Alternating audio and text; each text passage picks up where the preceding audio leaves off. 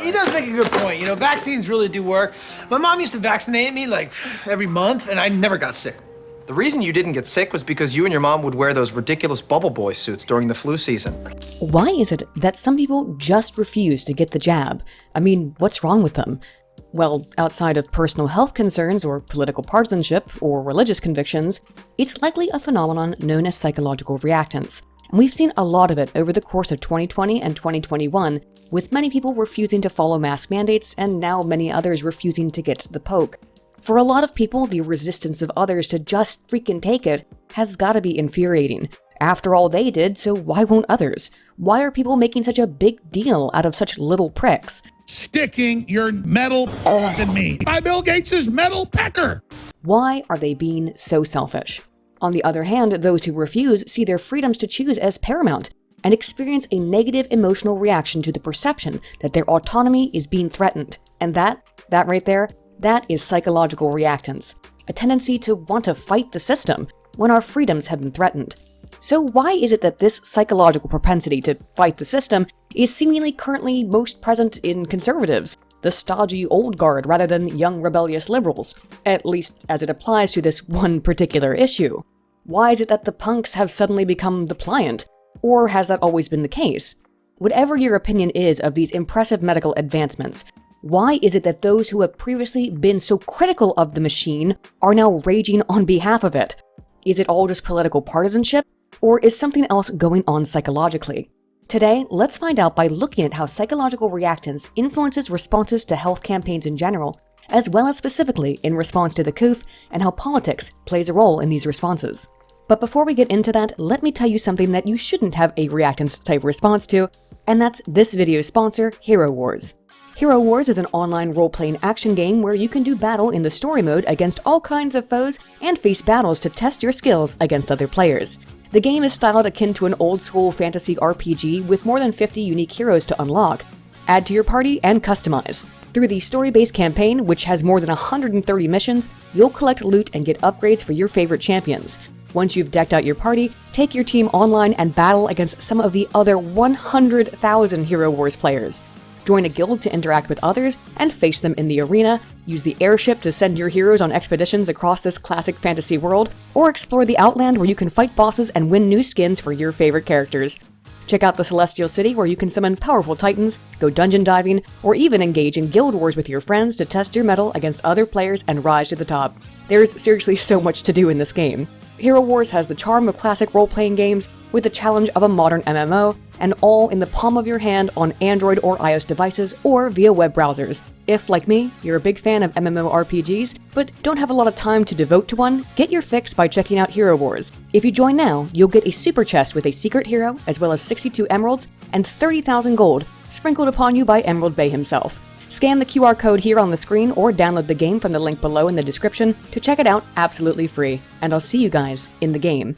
Thank you Hero Wars for sponsoring this video, and since I've shared a hopefully somewhat persuasive message regarding a fun and free-to-play game, let's now talk about persuasive messages and how people of different political orientations tend to react to them.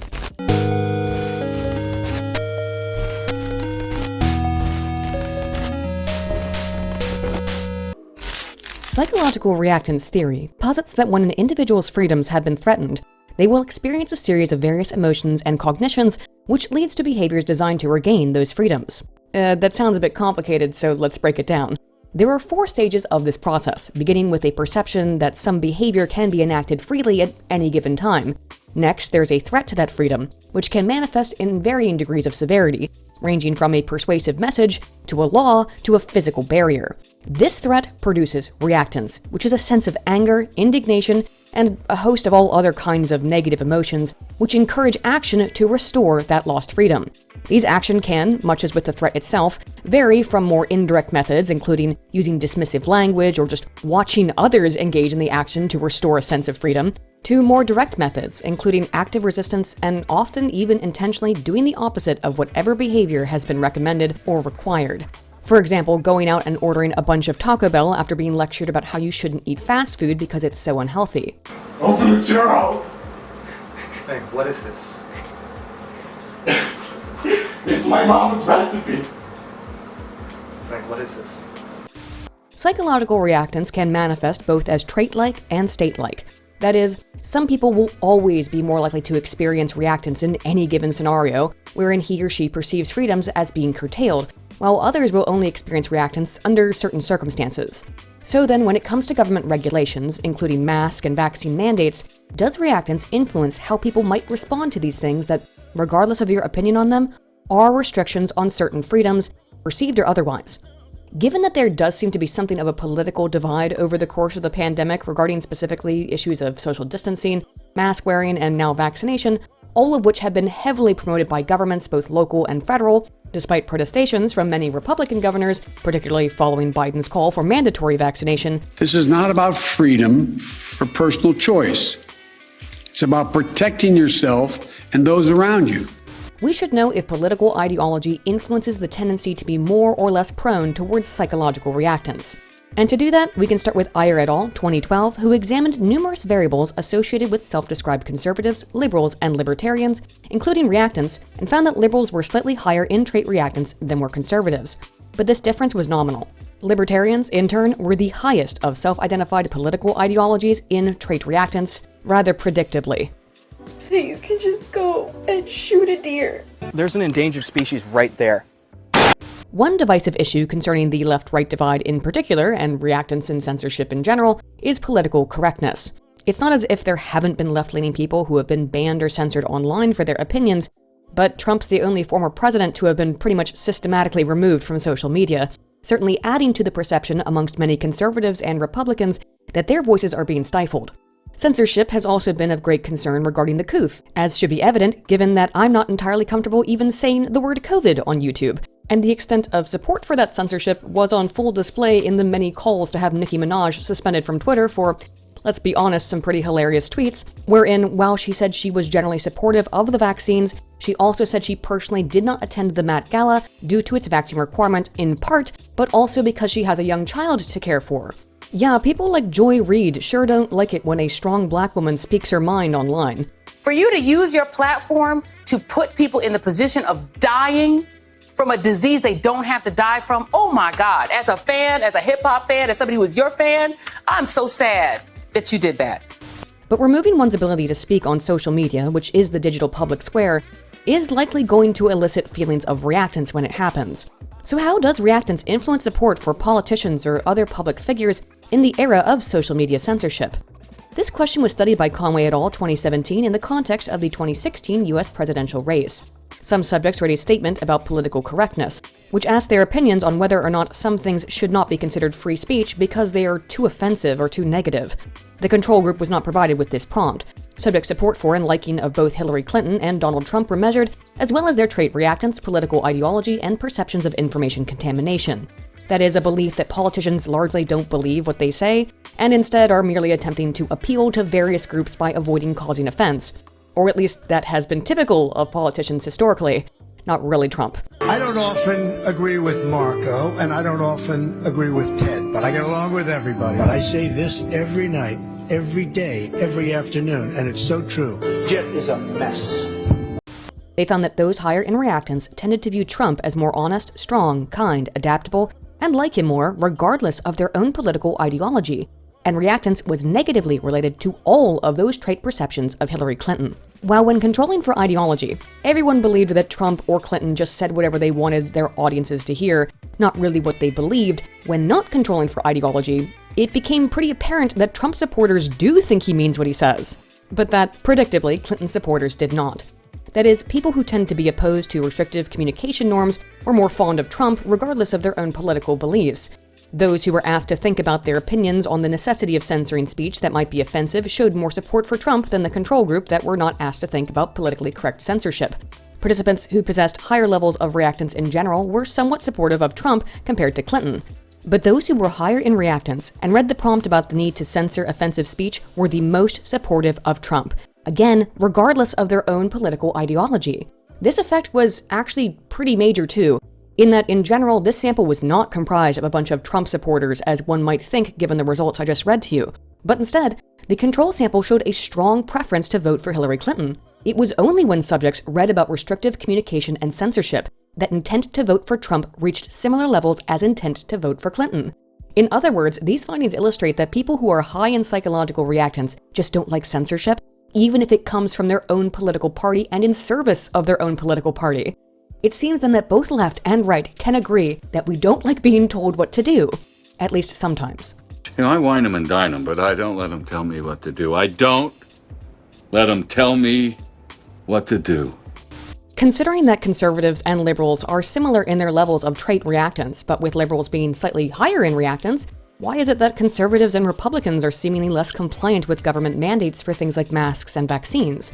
Why is it that there are more on the left whose identity, at least as it concerns moral foundations, is strongly associated with a lack of respect for authority, so seemingly not only trusting of authority regarding this issue, but often authoritarian themselves in their own calls for conformity?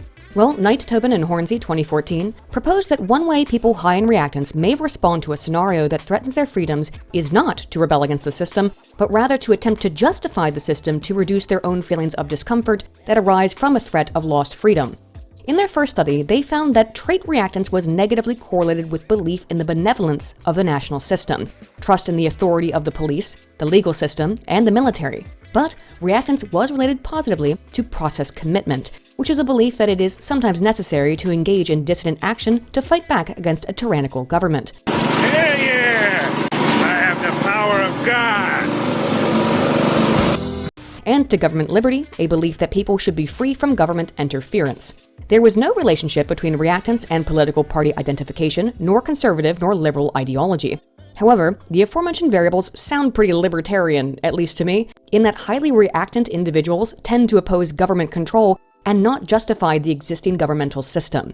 3 additional studies were conducted to further understand the relationships between these variables. In the second experiment, subjects were asked to either think about a time when they had no control over an outcome, a scenario that would elicit reactance, or about a nature documentary. And then their levels of systems justification and trait reactance were measured.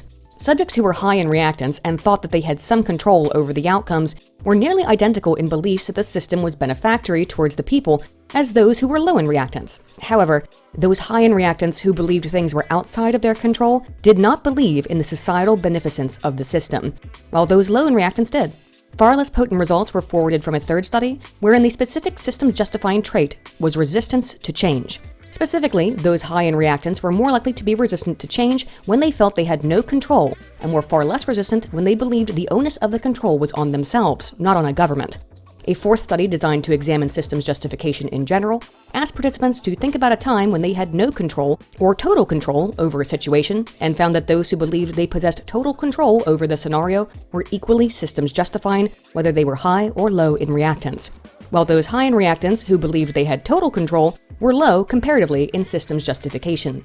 These results are a little paradoxical in that it seems that people who don't like being told what to do are just as willing to go along with the system as those low in reactance when they are given little control over a situation, when they feel helpless.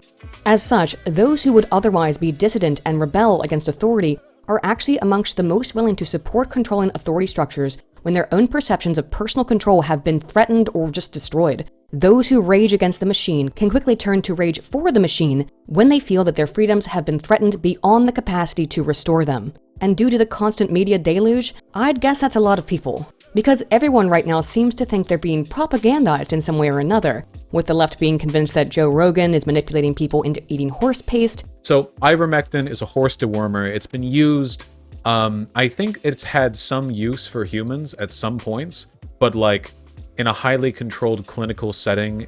What you just said is one of the most insanely idiotic things I have ever heard. Everyone in this room is now dumber for having listened to it. And everyone else being told to shut up for just asking questions, as was the case with Nicki Minaj. So how does perception of propaganda influence those of different political beliefs about some issue of public health concern? Wilbur, Sheldon, and Cameron 2021 examined propaganda and counter-propaganda in relationship to psychological reactance concerning opinions on immigration. Subjects were given 3 different introduction letters to this study from the researchers. The control letter only asked for honest answers, while the others differed. One letter was designed to support autonomy, emphasizing the participant should answer in whatever way they feel most comfortable, and not allow themselves to be persuaded by the political messages that they would be exposed to later in the experiment, while the other letter threatened autonomy, explaining how media messages can often persuade people without their own knowledge, and warned participants that they may be indoctrinated by the messages that they were about to see. Subjects were then exposed to 2 political images, the first depicting a crying baby with the text, "Daddy is gone now. Every year, thousands of dadas, papas, and daddies are murdered by immigrants. You must protect your family from violent illegals. Call for their imprisonment. Call for their death. Dear mamas and papas, join the revolution to take back your country." Okay. This ad also included a URL for a website called AmericansForAPureNation.com, and with a name like that, you can be sure that it's a site that definitely doesn't glow in the dark. Next, participants saw a graphic featuring several non-white men holding firearms with the text reading, "They're coming in caravans for our land and our lives, for the safety of our families, for ourselves, for the home of the brave. You must forcefully deport all illegals. There are no excuses for those that threaten the safety of our country. Join the movement." Is this how people on the left, which I'm just reasonably assuming that the authors of this are, think people on the right actually think? Sounds less like your typical boomer conservative and more like Steve from Deadwood. Ain't that the purest form of logic? He runs, he blames the white man, and then he comes back, and he treats him like dirt. But maybe I'm wrong, and conservatives were very convinced by these clearly very based and red-pilled and not cringe and shrimp-pilled posters. After exposure, participants' responses to these posters, state and trait reactants, perceptions of autonomy, and political orientations were assessed. There was no relationship between conservatism and either state or trait reactants. However, conservatism was positively related to support for the 2 posters. Despite the lack of any relationship between conservatism and reactants, both trait and state reactants were moderately, strongly positively correlated to acceptance of these 2 campaigns to similar degrees as conservatism was. Individual autonomy was negatively related to acceptance of the ads. Those who were primed towards reactants by being told about potential persuasive effects that these images may have felt that they were less autonomous but experienced more reactants and were more accepting of the messages of both ads. However, both those encouraged to think for themselves and told that the messages were designed to persuade them were far less accepting of the messages than the control group who read no autonomy or reactants affirming statements, and were also lower in perceptions of personal autonomy compared to the 2 experimental groups. In other words, there were only minor differences between the left and right in their reactions to these posters when they had been primed to think about possible indoctrination, compared to those in the control group given no prime that the posters were intended to persuade. Even just reminding people of their own autonomy, or the possibility that media messages are attempting to manipulate them, produces messages that are less efficacious at persuasion regardless of political orientation. Considering the anti-immigration stances of the message used in this experiment, it's probably not surprising that conservatives were more supportive of the messages in the control group, followed by independents and then liberals, who were the least supportive. In contrast, however, there was no effect of political orientation in reactions to the counter-propaganda experimental groups. That is, those whose autonomy or propensity towards reactants were primed were more critical of a propagandistic message about equally, regardless of their own political beliefs. When people believe that they can think for themselves or that some piece of media is attempting to indoctrinate them, both conservatives and liberals will be more skeptical of those messages and more resilient to persuasive attempts as a function of psychological reactants. Could these findings, then, be explanatory of the trend that we've seen amongst many on the left who espouse anti-authoritarianism and anti-government beliefs, suddenly capitulating to any and every request of the government and those in positions of power, even if it means being kind of racist? A sentiment Biden would seemingly have agreed with just a few decades ago. They're going to be automatic, by the way, which worries a lot of people out, not race now, worries a lot of people out there. Like, are we going to, it's not some, see, when I talked to you before about the future, it's not very far off the horizon that if we don't get one disease under control, you may find legislative bodies taking whole classes of people based upon propensity of conduct to say, we're going to put you in a certain category. We're going to demand mandatory testing for you. Who really does rebel to anything, and who only rebels when it's convenient and socially acceptable? Let's look at who tends to rebel and when, as it applies to government policies.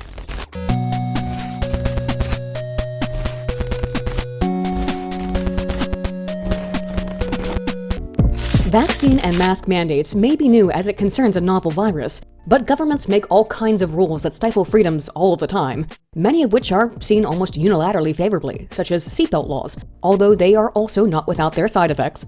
And it can be very unfunny. And others favorably only by some, such as cannabis laws. How does the public respond to government restrictions then outside of the specific issue of the COOF and the various restrictions associated with it?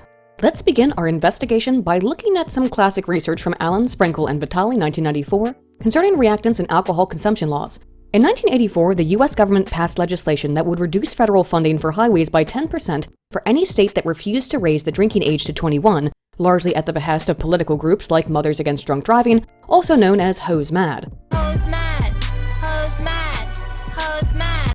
By 1987, the practice was upheld as constitutional by the Supreme Court, and since then, every state save Louisiana, which still allowed some sale of alcohol to those 18 or older due to a legal loophole up until 1995, had changed the minimum drinking age to 21.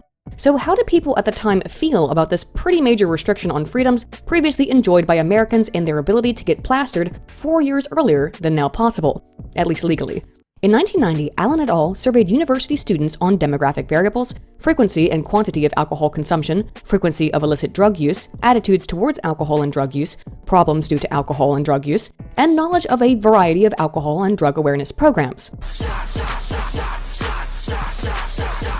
They found that while 27.2% of legal age students drank occasionally, and 16.4% were heavy drinkers, comparatively, 19.7% of underage students drank occasionally, and 24.4% were heavy drinkers. Of legal drinkers, 20.2% reported having 6 or more drinks the last time they went out drinking, while 32% of underage students had 6 or more drinks.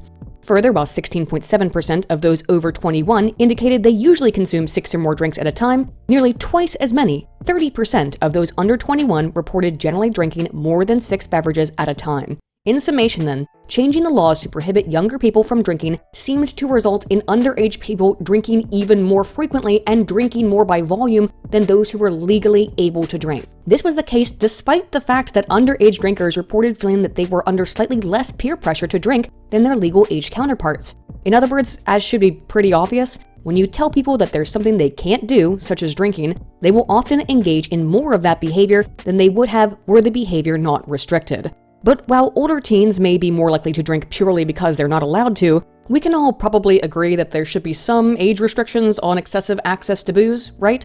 Well, I guess most of us outside of France. My children need a wine! So what happens when the government restricts more basic beverages specifically for the purpose of public health?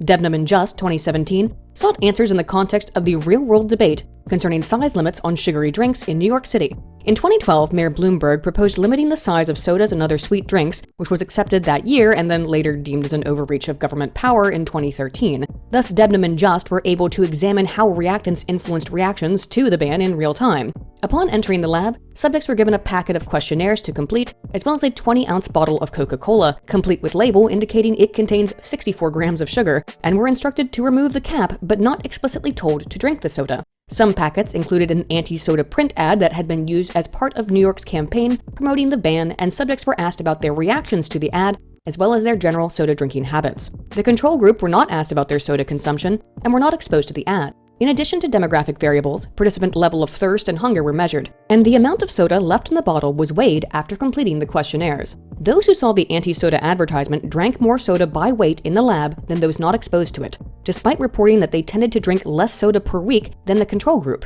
The experimental group who saw the ad also reported that they liked the soda they had been given less than the control and indicated that they were less thirsty. There was no significant difference in trait reactants nor BMI across subjects in the two conditions. That is, people drank more soda despite not liking it nor being thirsty, seemingly just because they had been exposed to a government advertisement telling them not to drink the soda. This is the amount of sugar that the average Pawnee 10-year-old consumes from soda every month. That is gross. It's gross. All that sugar? It's really gross. What a powerful image. What are you doing? What did you put in the sugar? It's so good. Trait reactants did not differ across groups, meaning this was the case despite individual differences.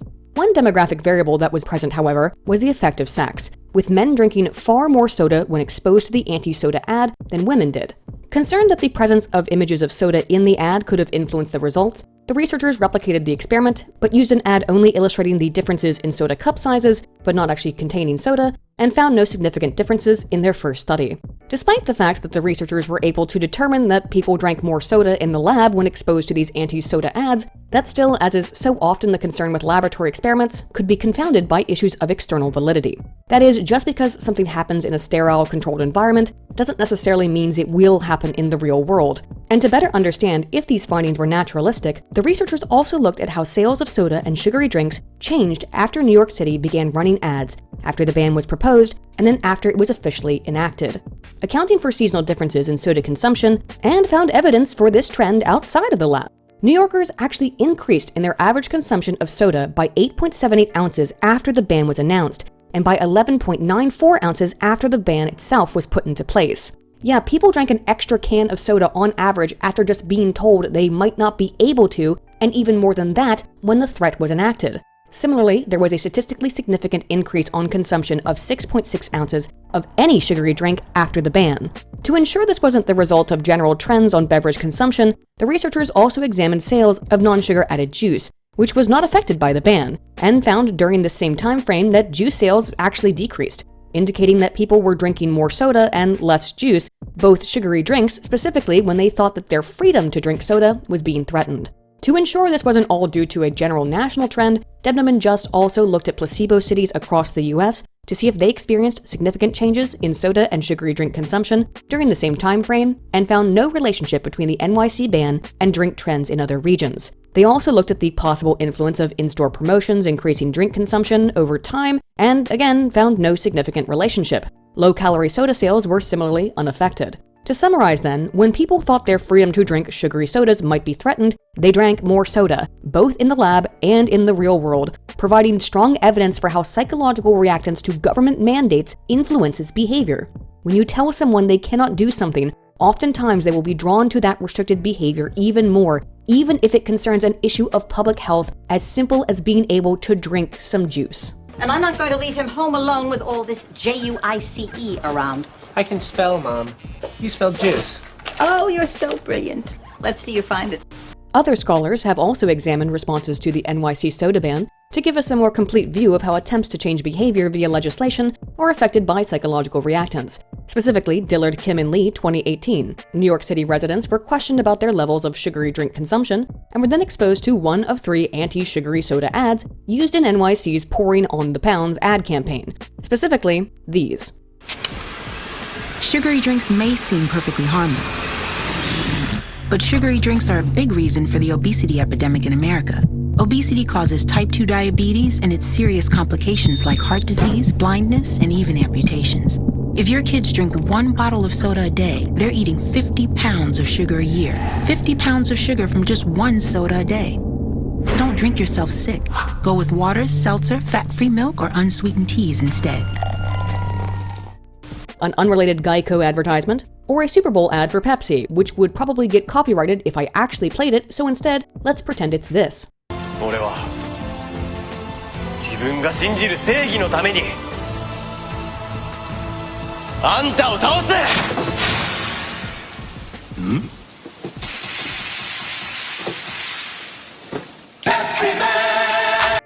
Afterwards, participants completed a questionnaire concerning their political orientation, threat to freedom, anger, general attitudes, policy positions regarding the sugary drink ban, reactance, prior exposure to the adverts, and their general thoughts while watching the videos. Consumption of sugary drinks was positively related to feelings of anger and perceived threat, and negatively related to support for the bill. Respondents were far angrier after watching the anti-sugary drink ad than the control videos, and had a lot more to say about them too. In the full model, as anticipated, reactance was related to perceived threat and negatively related to attitudes towards the ban. Previous exposure to the ads and consumption of sugary drinks were both related to perceived threat, as was political conservatism, which does seem to be a consistent trend as it concerns public health issues and public policy. For example, Golis, Niederpep, and Berry, 2013, examined the issue of childhood obesity and beliefs that the government should intervene to mitigate the problem, and found again a pretty consistent political divide.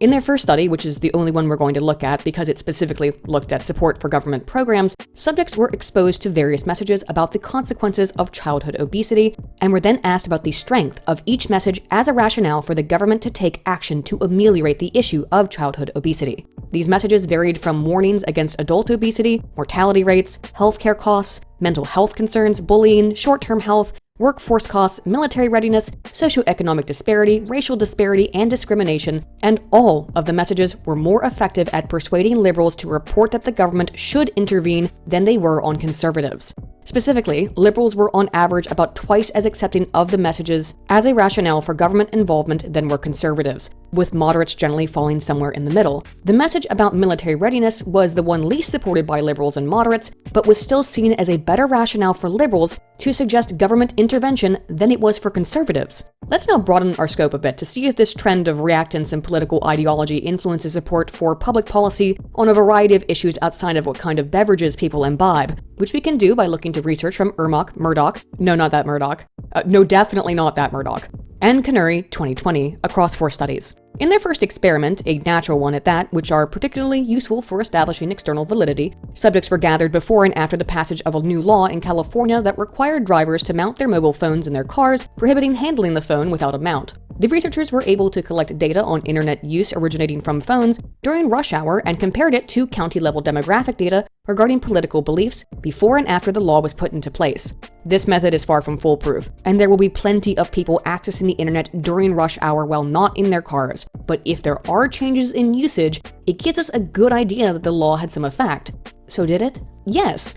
After the passing of the law, usage of cell phones during rush hour in California decreased significantly. But this was not the case unilaterally. In the most left-leaning counties, yes, use decreased, but it actually slightly increased in the most conservative counties. That is, conservatives might have been slightly more likely to use the internet from a mobile device during rush hour in California after the state passed a law to reduce cell phone usage while driving. But obviously California doesn't have a lot of conservatives, as the completely shocking failure to recall Gavin Newsom so thoroughly evidenced. So the researchers expanded their reach outside of the Golden State. In et al.'s second study, subjects nationwide were polled on their favorability towards increased military spending, socialized medicine, Democrats in general, Donald Trump, the National Rifle Association, Republicans in general, their personal political affiliations, and their beliefs about who was really in control of the country. Of course, we all know who.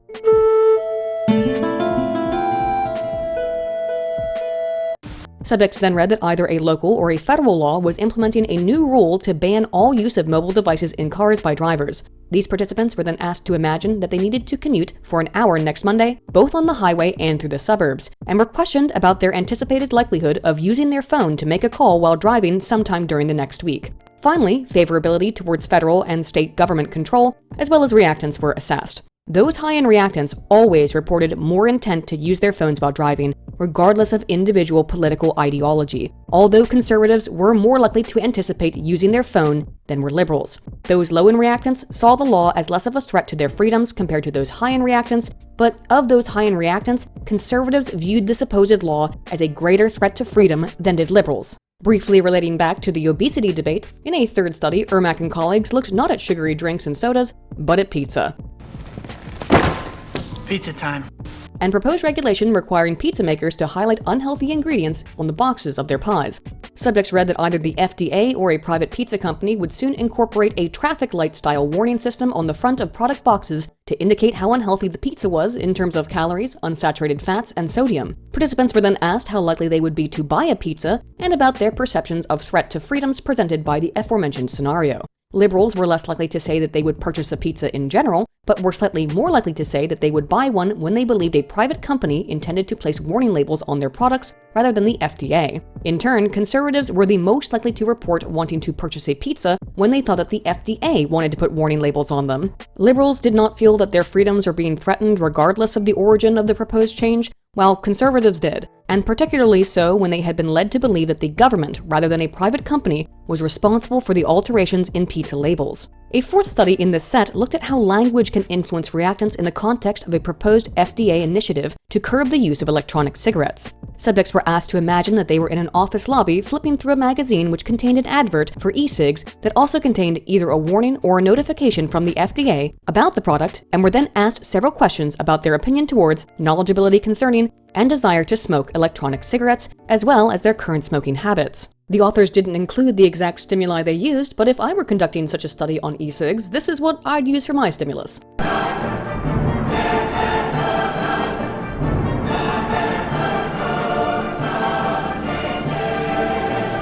Once again, political ideology was assessed. Less conservative subjects had more negative perceptions of e-cigs when they read the FDA warning compared to the FDA notification, while in contrast, more conservative subjects viewed e-cigs less negatively when they read the FDA warning compared to the FDA notification. That is, more left-leaning people were less favorable towards smoking e-cigs when they read a message from a government agency informing them of the potential dangers of smoking, while more right-leaning people were far more favorable towards smoking e-cigs when they were told a government agency was warning them against the use of said e-cigs. Across these 4 studies then, the results are pretty consistent. Conservatives are more prone towards reactance-like effects as it concerns government interventions into public health issues, viewing them as a restriction of their freedoms, while left-leaning people generally react more positively towards government intervention. As previously mentioned, there are plenty of freedoms that we collectively, as a society, have decided should be limited for the betterment of that society, from seatbelt laws to speed limits. So why is it that we rationalize some restrictions like those against drunk driving, while many continue to fight back against restrictions on things like cannabis? Lauren Kay and Kit Simmons 2012 examined how reactance can turn into acceptance via rationalization of a restriction on freedoms across 2 studies. In their first experiment, some participants read that scientists had determined that lower speed limits in certain cities definitively increase safety, while others were not exposed to this information. All subjects were then told about a proposal to reduce municipal speed limits, which either definitely would soon come into effect, or which would only come into effect if the majority of politicians agreed to it, and were questioned about their annoyance towards this proposal and how often they tended to drive in the city.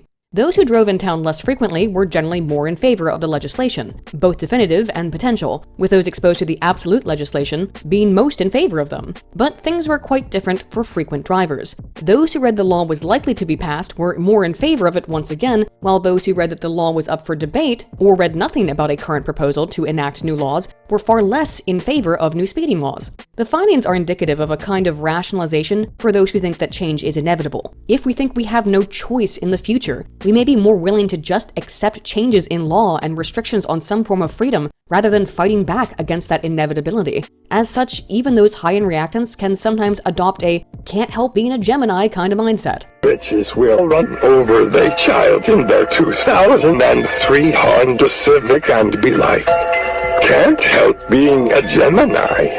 To further understand these results, in a second experiment, subjects read about a similar scenario regarding forthcoming legislation as in the first study, but in this instance the target of the proposed law concerned using cell phones while driving rather than speed limits. Half of subjects, all US residents, read that the rules were being proposed in India, while the other half read that the rules would apply to the US. Some participants were told that the vote was unlikely to pass, some that it was likely to pass, and some that it would pass almost certainly. Finally, respondents were asked about their opinions towards using cell phones while driving. Those who thought that an absolute ban would be put into place in India were very favorable towards banning cell phone use while driving, but the least favorable when they read that an absolute ban would be put into place in the US. Rules for thee, but not for me. Those most favorable towards cell phone use in cars were those who believed that the law was somewhat likely to pass in the US, followed by those who believed that the law was very likely to pass. If psychological reactance is rebellion against the system, why is it then that people were more supportive of government mandates when they were told that they would likely have no option but to follow those mandates across these 2 studies? It's possible that when people think there is a potential to avoid some form of restrictions on freedoms, even if that restriction is in the best interest of public health, people will be less favorable towards those restrictions as a function of reactance, while those who believe that there is no possibility of avoiding restrictions become instead resigned and accept the new legislation, rationalizing the necessity of that restriction. When a political regime feels absolute and permanent to its citizens, many will rationalize the regime's actions and resign themselves to following the rules, even those who otherwise would be prone to fight the system. So it seems the definitiveness of legislation affects whether or not people will rebel. The difference between a vaccine mandate, though, and a vaccine request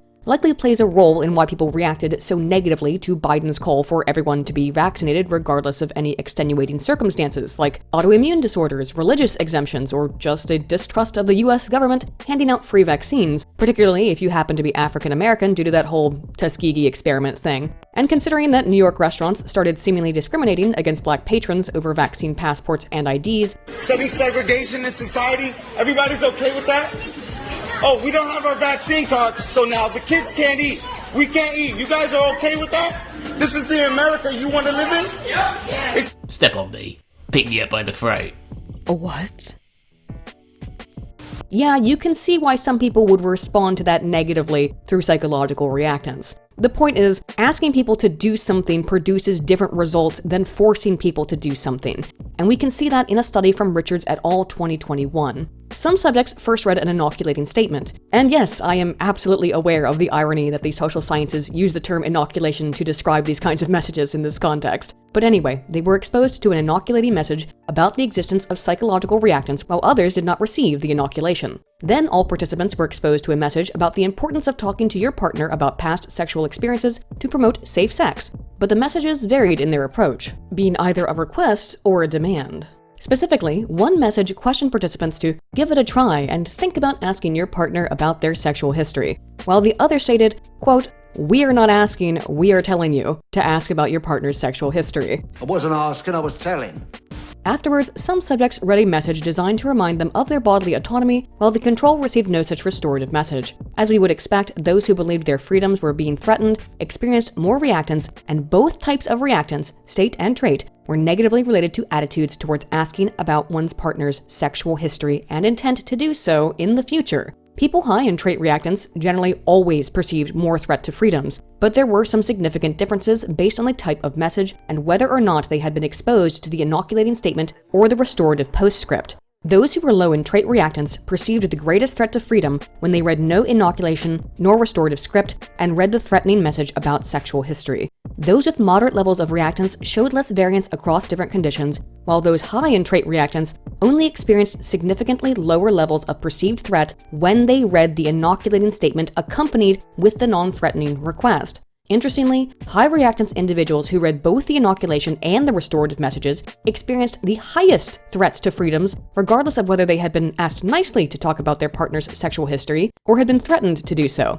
It seems then that while inoculation works well in high reactance individuals at convincing them to engage in some behavior, it only does so when not threatening them and when not followed up by a postscript reminding them of their freedoms. It may be that the postscript message reminded high reactance individuals of their autonomy, or it's also possible that the reminders caused high reactance individuals to be suspicious of the message, even when that message was just a suggestion rather than a threat. But the thing is she's not gonna say no. She would never say no because of the implication.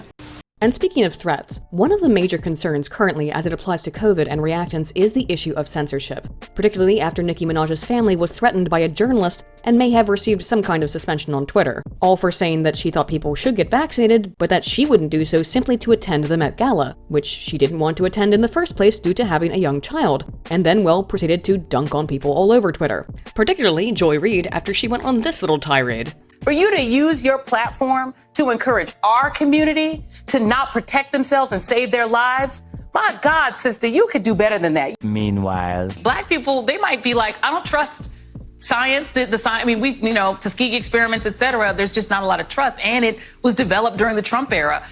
Perhaps inadvertently encouraging many of her fans, those who likely similarly felt that their personal choices and freedoms are being threatened, to do the same. And then they proceeded to rip out the weave of a communist live on stream. Why did you say every single black woman in America talks the exact same way? The exact same way. Why did you say that?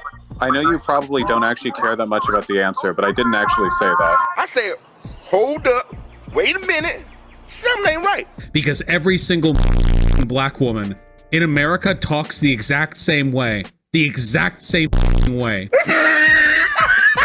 So how does reactance, given what we know about it, interact with perceptions of censorship, whether it arises from a government or a private company? When people have been told that certain information is dangerous and need be censored, does that create reactance causing witnesses to censorship To be more curious about that information? And how does information seeking affect the accuracy of one's political beliefs? When you make a topic forbidden, does reactance predict greater interest in that topic?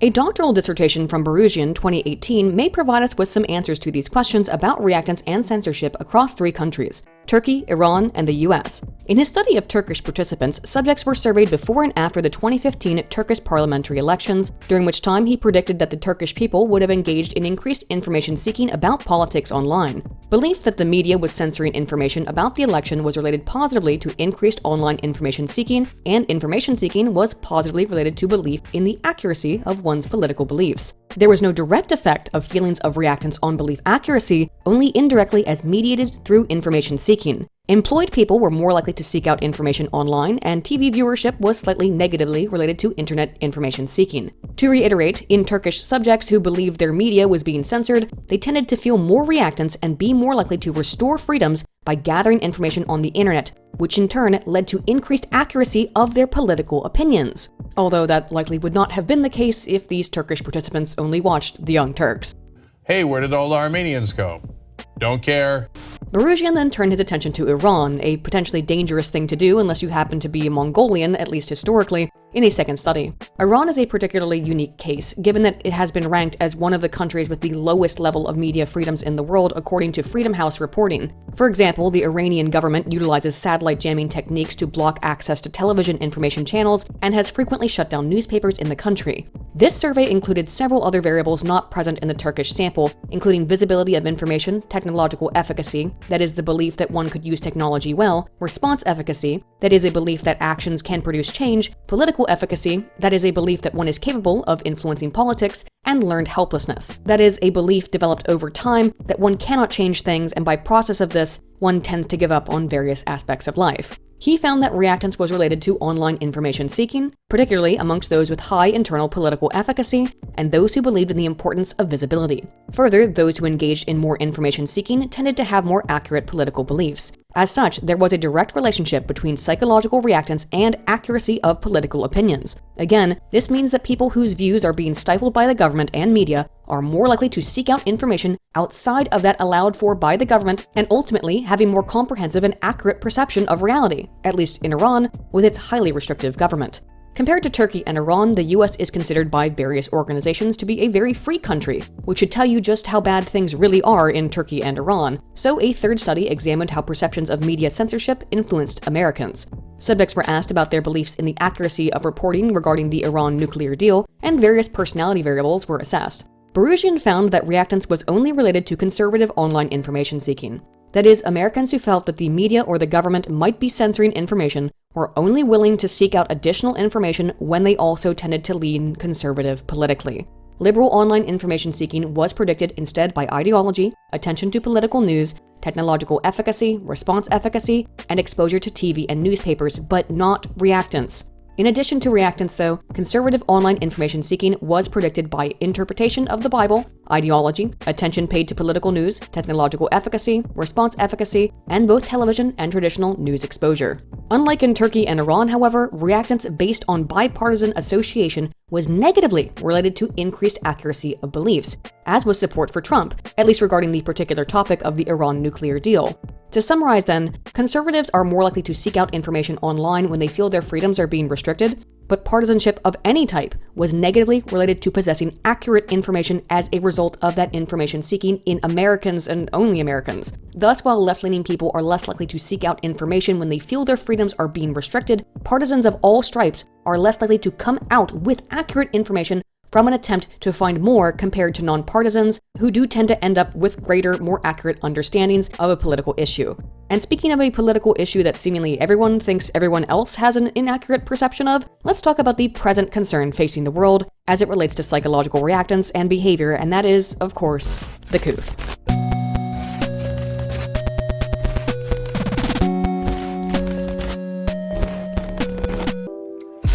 Considering just how many people have expressed reticence towards mask mandates and vaccine mandates, we should better understand how reactance, either as a trait or a state, interacts with these relatively new restrictions on freedoms and willingness to follow various government regulations or recommendations, and unsurprisingly, quite a few scholars have investigated that very topic.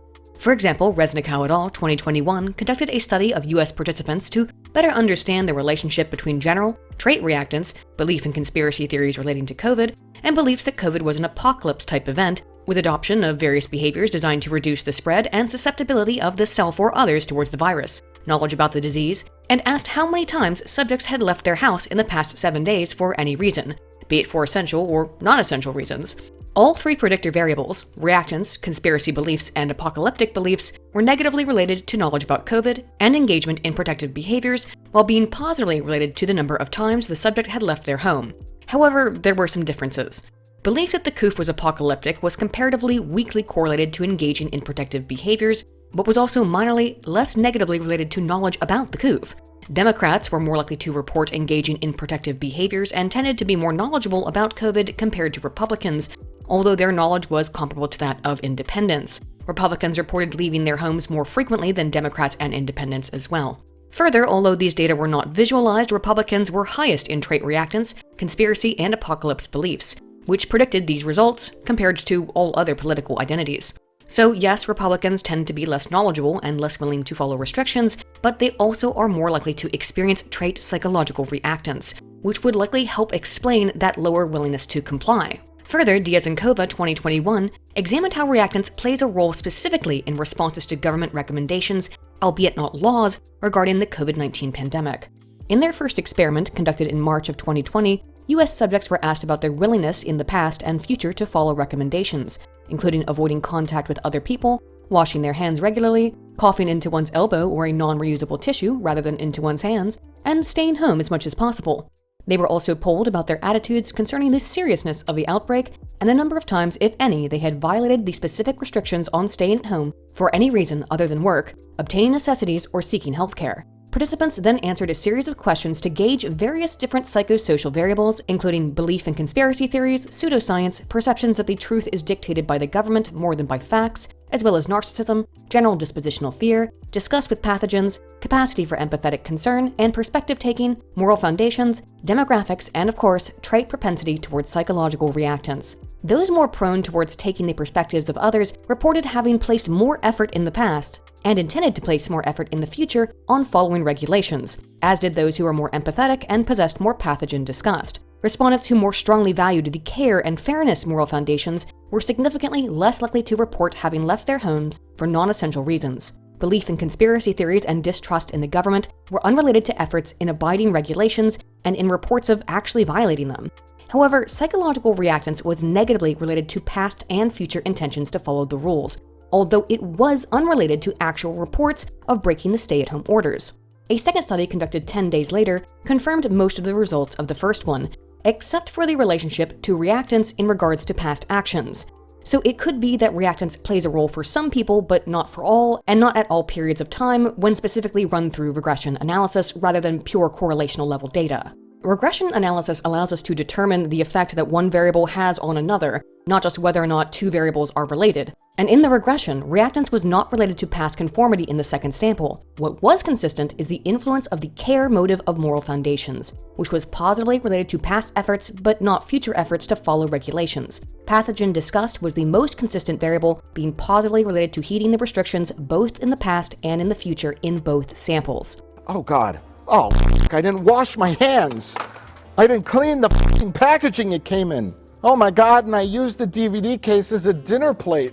Research on moral foundations has found consistently that more left-leaning people tend to be mostly preoccupied with 2 of the 6 foundations, and those are the Care Foundation, a desire to prevent harm, as well as the Justice Foundation. For that reason, those who tend to lean more left may be more likely to follow regulations regarding COVID. However, reactance may also play a part in diminished desires to follow said regulations, regardless of political ideology and moral framework. But could the aforementioned results be distinctly American due to America's history and culture as being perhaps uniquely prone towards a desire for freedoms, and thereby a tendency towards cultural-level psychological reactance? And you can try to send some ships to come and make me pay up, but that's an awful long way just to suck these nuts.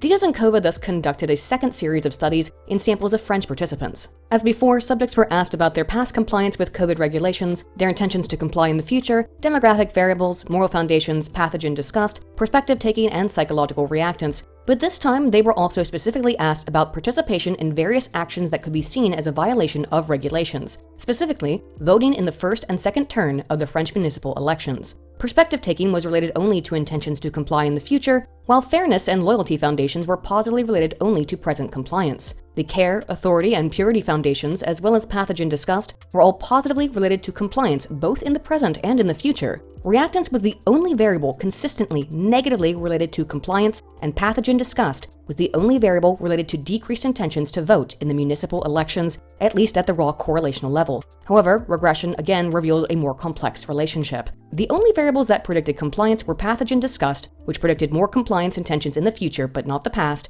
and reactance, which negatively predicted compliance in the future but also not in the past. Concern with authority was related to greater voting propensity only during the first round of voting, while in a similar pattern as compliance, pathogen disgust was the only variable that consistently predicted not voting, and reactance was the only variable that consistently predicted voting behavior. In a second study of French subjects, conducted a month after the first in November of 2020, only psychological reactance was correlated negatively to past and future compliance. Pathogen disgust was related positively to intentions to follow regulations in the past and the future, and also predicted avoiding voting only in the first round, but not the second. While reactance did not predict changes in voting behavior, it did predict past and future intentions to comply with restrictions. Across both studies then, pathogen disgust, psychological reactance, care values, and perspective taking all significantly correlated with past and future compliance with recommendations. That is, a sense of lost freedoms was the main impetus in encouraging French political action, as if they needed any help. It's time for guillotine. It's time to raise the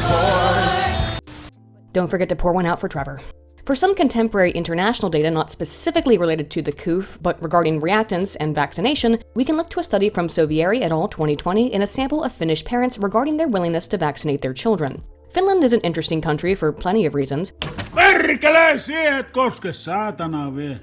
but particularly when it comes to studying vaccine hesitancy in parents and how that could relate to current concerns regarding the COOF vaccinations. Because vaccinations, including those for influenza, are administered free of charge for all children under the age of 7 in Finland. Additionally, all vaccinations are voluntary, including even now the various COVID vaccines. Finnish parents were asked about whether or not they had vaccinated their children for any childhood diseases or themselves for influenza, their use of alternative medicines, their trust in doctors and in vaccines, and their trait psychological reactance. Reactance was negatively related to trust in doctors, attitudes towards vaccines in general, and attitudes towards influenza vaccines. However, it was related positively, albeit weakly, to actual childhood vaccination and influenza vaccinations, and only just barely positively related to use of alternative medicines. Although reactance was not directly related to differences in behavior regarding vaccination, when mediated through trust in doctors, it was negatively related to vaccinating one's children in general, getting an influenza vaccine, and to using alternative medicines. That would mean that people who tend to be more affected by psychological reactance are less likely to blindly trust doctors, and because they are less likely to blindly trust doctors, are thereby less willing to get vaccinated themselves and vaccinate their children, but also that they are similarly unlikely to trust alternative medicines. People who experience more psychological reactance as a trait, therefore, due to their desire to not be told what to do, may just be as unlikely to get a COOF vaccine as they are to take, as the media insists, an approved and considered essential anti-parasitic, need be called for optics reasons, horse paste. Horse paste. Ah yes, horse paste, packed with apple flavor, along with sleep drench and swine injections. Anything but the logical, simple step of just taking the free shot.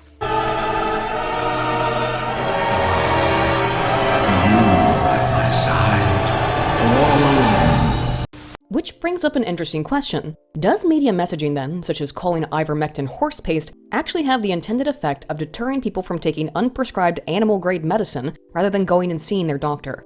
Obviously, the point in calling this medicine horse paste is to discourage people from using it, but does that work? Vaccinated person having a heart attack? Yes, come right on in. We'll take care of you. Unvaccinated guy who gobbled horse goo? Rest in peace, Wheezy. For some answers, we can look to Ball and Wozniak 2021, hey, go ears, who asked subjects to think of a message about COVID guidelines, recommendations, or restrictions that he or she had recently been exposed to that originated either from an official source, such as the president, the CDC, Dr. Fauci, etc., or from a news outlet, and were then asked several questions about how the message made him or her feel, including perceived importance of the issue, fatigue from COVID messaging, perceived threat to freedoms, adherence to COVID restrictions, anger, negative thoughts, and psychological reactance towards COVID messaging. Those who believed the issue was serious were not tired of COVID talk, did not think their freedoms were being threatened, and did not possess negative thoughts nor anger concerning these health messages. Perceived seriousness was positively related to reported action taken to follow restrictions and guidelines. In turn, those who were tired of hearing about COVID were more likely to perceive a threat to their personal freedoms, were angrier, had negative thoughts about the issue, and were more likely to report having violated restrictions. In the full model, both message fatigue and issue importance were related to perceptions of perceived threat, with fatigue being negatively related to threat and importance being positively related. Threat, thereby, produced feelings of reactance, and through reactance, anger, negative thoughts, and behavioral outcomes. Thus, when people are tired of hearing about a certain issue, particularly this issue, they can tend to be more prone towards reactance and refuse to follow regulations. However, this is dependent on whether or not those people also believe the issue is of serious import. It seems likely then that the effectiveness of these messages changed over time as people began to get a little fed up with the prolonged nature of the pandemic, experiencing more reactance as restrictions on freedoms remained in effect. To understand early reactions to isolation measures, Rice et al. 2020 surveyed Austrian and German participants during the first few months of social distancing and stay-at-home orders regarding their feelings of self-efficacy, that is, the feeling that one can meaningfully impact the world through his or her behaviors, uncertainty about the future, expectancy violations, that is, being surprised by the pandemic, their emotional states, and their experience of reactance. Because if history means anything, it probably means it's important to keep a tab on the levels of efficacy and reactance in Austrians. Next, subjects were asked about what kind of activities they thought they might engage in soon to improve their mood state, including security-related actions like washing one's hands or buying supplies, personal pursuits such as playing sports or being creative, using media, both traditional and social, or other behaviors, for example, hanging out with a household member or practicing religious rituals. Finally, systems justification, which is a tendency to believe that the extant societal structures and status quo are valid, loneliness, general knowledge about COVID, and perceptions of the prevalence of the virus were all measured. Those who believed that the situation was outside of their capacity to meaningfully influence, also known as motivational discrepancy, expressed increased behavioral inhibition and decreased behavioral activation, meaning that those who felt that their actions were futile were more likely to experience behavioral inhibition, which includes anxiety or uncertainty about changing behaviors, and were less likely to engage in behavioral activation, which includes both concrete and abstract plans at changing one's actions. This sense of senselessness in motivating behavioral change was also related positively to psychological reactance. Thus, people who think that altering their actions would be pointless to change the state of the world were also higher in trait psychological reactance in general. Loneliness was negatively related to systems justification, likely attributing some of that feeling of loneliness to the system rather than the self, intentions to engage in personal projects, and actions designed to increase a sense of security. But loneliness was unrelated to motivational discrepancies, again a sense of futility of one's actions. Behavioral inhibition was moderately positively related to security behaviors, meaning that those who believe their actions are likely futile are still willing to take actions to protect themselves. In opposition, belief that changing behaviors would have some positive effect on society was positively related to engaging in personal projects and to social media use. Finally, feelings of psychological reactance were negatively related to security behaviors and positively related to social media use. Epistemic discrepancies, that is a feeling of surprise regarding COVID, were unrelated to all other variables. Looking at the pathway here then, believing that following regulations was futile for whatever reason is positively related to trait reactance, and through trait reactance, negatively to engaging in security behaviors like using hand sanitizer, but positively to using a lot of social media. Therefore, people who tend to be more prone towards reactance likely also thought it was pointless to wear a mask or socially distance, specifically because of their perception of an inability to make a significant change in society, but only when that sense of futility was specifically moderated through reactance was futility related indirectly to decreased intentions to use those security behaviors. In other words, if you think there's nothing you can do to make the pandemic less severe through personal action, feeling as if you lack individual power or agency, then you're also more likely to be someone who doesn't like being told what to do, and if you are someone lacking any sense of agency and feeling that your freedoms are being curtailed, only then are you also potentially less likely to wear a mask or to socially distance, likely as a method of reclaiming a feeling of lost or threatened freedoms. You move when you're told not to move. You take off your shoes to evade the men who are trying to protect you. This may be why reactance was positively related to social media use, again likely as a method of restoring independence by gathering more information or just being more social, despite mandates that decrease the capacity for sociality. In short then, when people feel that action is futile, and they tend to not like being told what to do, then they tend to be among the least willing to go along with some prescribed action. And the longer this has gone on, I would surmise the number of people who feel that their attempts to mitigate the spread is pointless has increased, and thereby too so likely has the number of people wishing to restore freedoms by avoiding safety measures in the months following Rice et al.'s early analysis. Since we talked a bit about the type of people who might be more or less willing to engage in various methods of increasing safety, as according to government regulations, let's talk about some political differences and mass mandates, and we can do that by looking to a study from Taylor and Asmundson 2021, who examined mask wearing, reactance, and political affiliation in Americans and Canadians. Data were collected between July and August of 2020, during which time subjects were asked about their mask wearing habits and their attitudes towards masks, as well as various beliefs regarding the COOF, including beliefs that the danger was exaggerated, disregard for social distancing, belief that one has a strong natural immunity, mistrust of vaccines, fear of side effects, concerns with profiteering, and preference for natural immunity. Political conservatism was also measured. They identified a web of rationales derived from psychological reactance, in that respondents who did not wear masks tended to have more negative opinions towards masks, reported that they were less appreciative of being forced to wear them, believed that they might be harmful or had negative social effects, were unappealing and were just an inconvenient practice compared to those who did wear masks. Belief that masks were ineffective was the variable most directly connected to all others. However, the most potent connective variable was simply just not wanting to wear one, a manifestation of psychological reactance. Your father's right. Try the mask. She'll be all over you like a hot pocket. What does she mean by this? Of all of the various reasons people gave for why they were unwilling to wear masks, simply not wanting to be told what to do was central amongst them, along with a belief that masks were ineffective. There will always likely be some people reticent to follow any kind of prescriptive rule that is seen as a violation of freedoms, simply because it's a violation of freedoms, no other concerns involved. And it seems that reactance is actually quite core as to why people refused to wear masks and continued to refuse to wear masks. The same is likely true of vaccines and any other measures that reduce freedoms. When people experience psychological reactance, either as a state or as a trait, that tends to be amongst the most influential variables in avoiding following orders. A good way to get people to comply with some restriction, then, is likely not to force compliance by restricting freedoms, but instead to try and convince people that they have maintained their freedoms and are engaging in these behaviors as a product of their own free will. One somewhat unique aspect of the COVID pandemic and the reactions of politicians and pundits alike is the focus on the concept of scientific consensus. Now, while it might seem that there is a scientific consensus, because to even suggest there isn't is a bannable offense, and the media has been very adamant about silencing any criticism about vaccine efficacy, including from Dr. Robert Malone, a leading scholar in the development of mRNA technology whose concerns have been broadly labeled as conspiratorial, there's certainly scientific consensus regarding the COOF.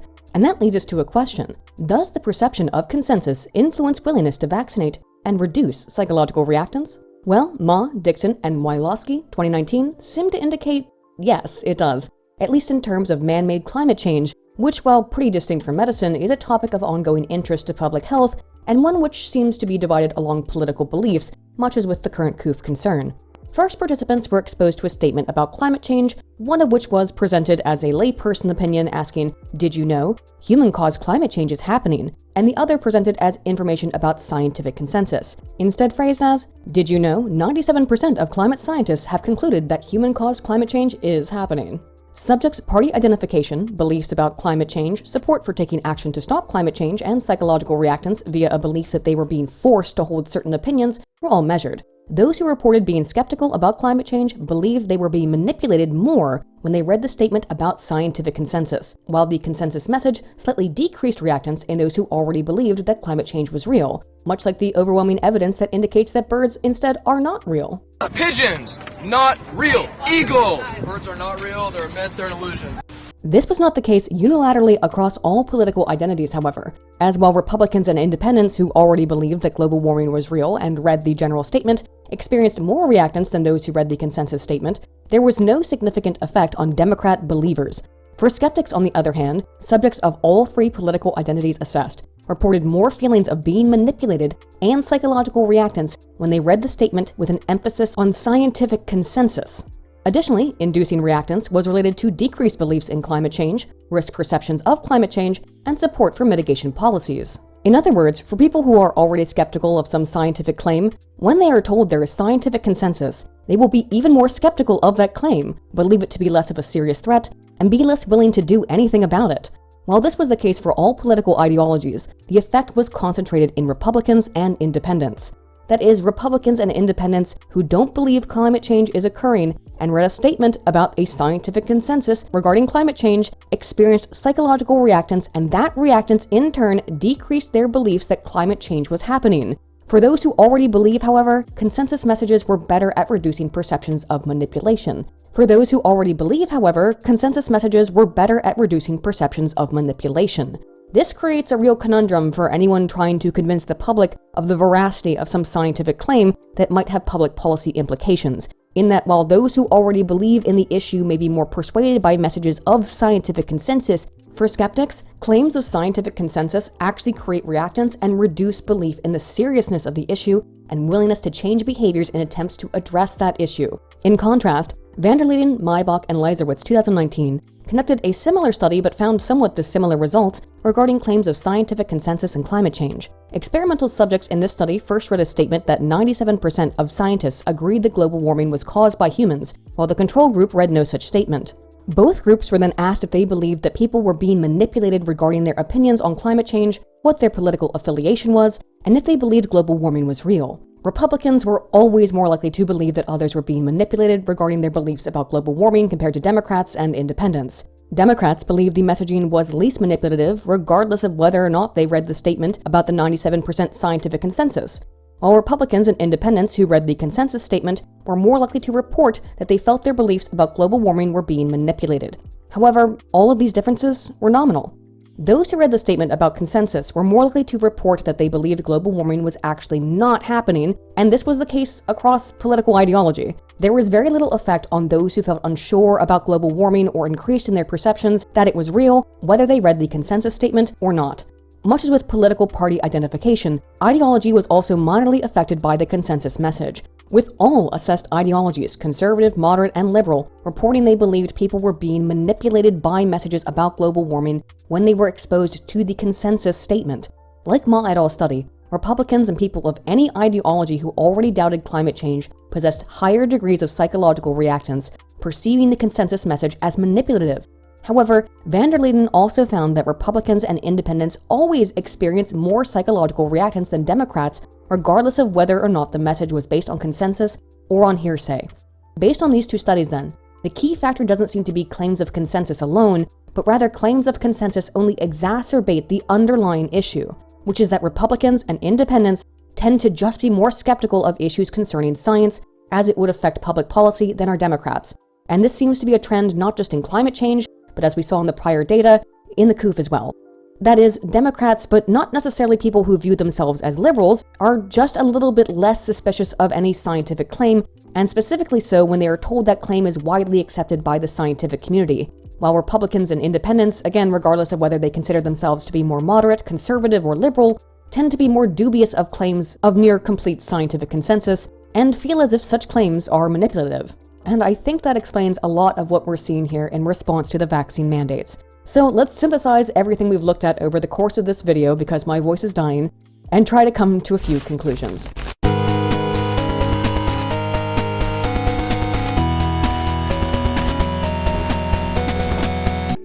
Today, we saw that people on both sides of the political aisle and everywhere in between can be prone to psychological reactance in response to feeling that they are being manipulated by some message. But not on all issues at all times. Many people on the left or even center are understandably frustrated that so many conservatives just refuse to get vaccinated. For that particular issue, they see conservatives as being stupid or misinformed or obstinate. However, if you were to show those same people a government-sponsored message about hiding your kids and wife from illegal immigrants, they would likely react just as negatively towards that, when they believe the purpose of a message is to be persuasive, as do conservatives to messages about the COOF.